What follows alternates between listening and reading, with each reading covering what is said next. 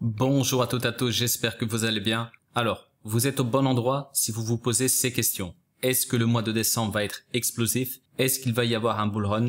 Est-ce que nous sommes dans une phase de consolidation pour aller chercher des plus bas? Que faut-il surveiller pour détecter les signaux qui vont tout faire basculer? Je vais vous expliquer tout ça. Je vous recommande d'écouter toute la vidéo attentivement pour bien comprendre les enjeux.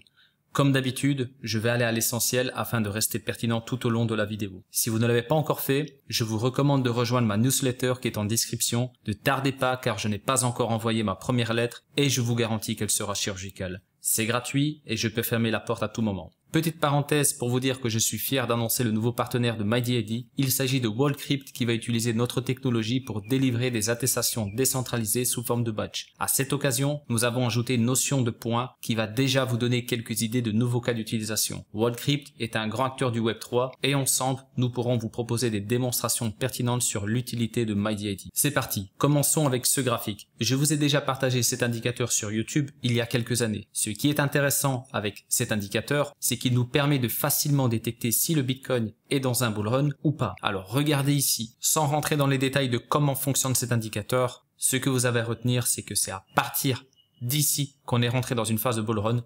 Idem ici, donc certains vont me dire slash, on l'a démarré ici tout en bas. Oui, mais dans tous les cas, c'est à partir de là qu'on peut vraiment distinguer le bull run. Regardez la croissance du Bitcoin ici, idem ici. Donc on franchit cette courbe de l'indicateur, on confirme, on vient chercher la courbe supérieure et boum, on a notre bull run. Confirmation baissière une fois, deux fois, ça part en bear market, purge, etc., etc.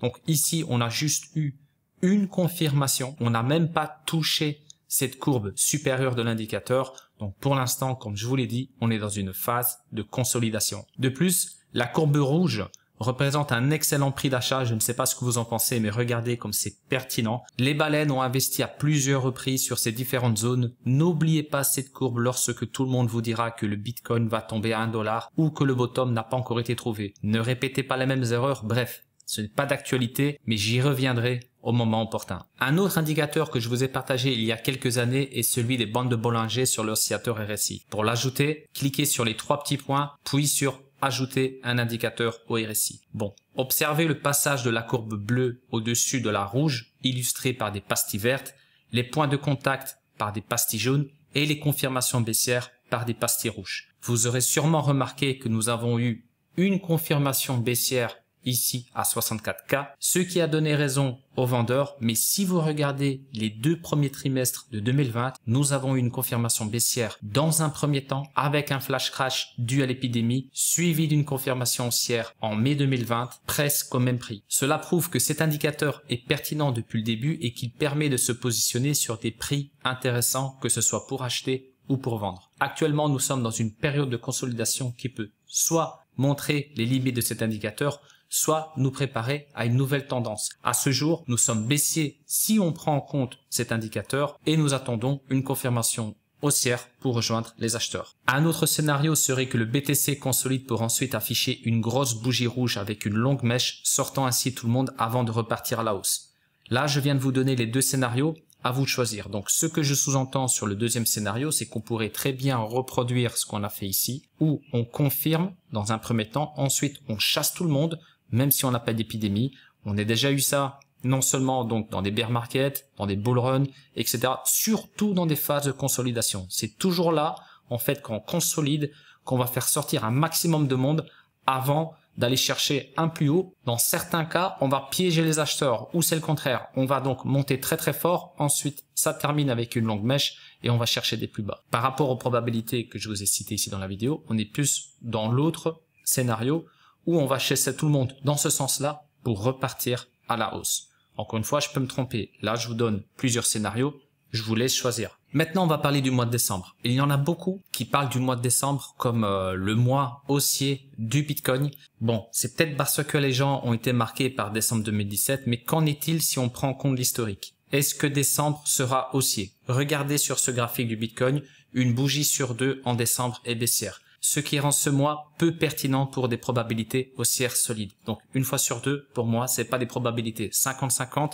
Pour moi, c'est la roulette. Donc, j'ai besoin d'un 70, d'un 80 pour commencer à envisager un scénario probable. Il y a peu de discussions sur le mois d'avril. Pourtant, il y a 9 bougies haussière en avril contre 6 en décembre.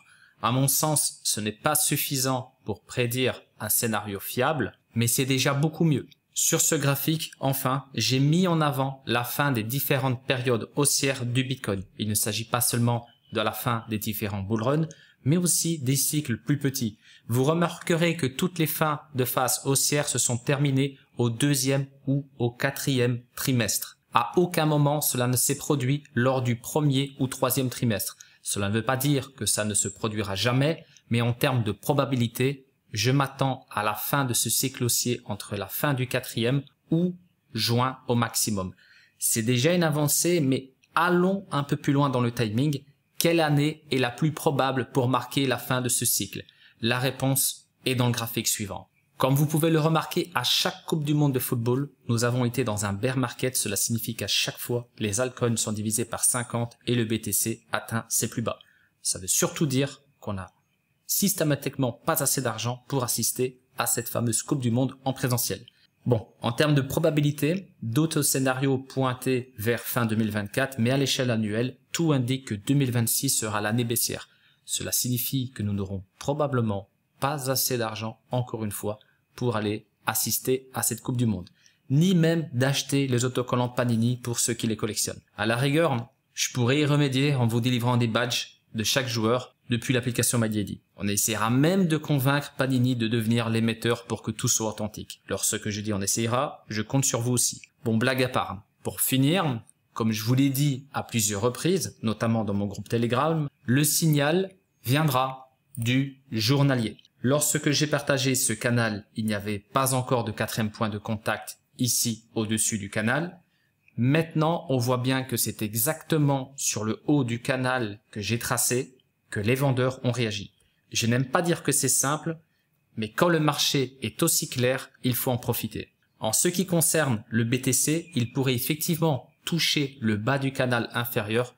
Cela pourrait confirmer le scénario avec la bougie rouge et la longue mèche que je vous ai dit juste avant, mais il y a aussi d'autres supports à surveiller sur différentes unités de temps et aussi sur l'axe de ce canal.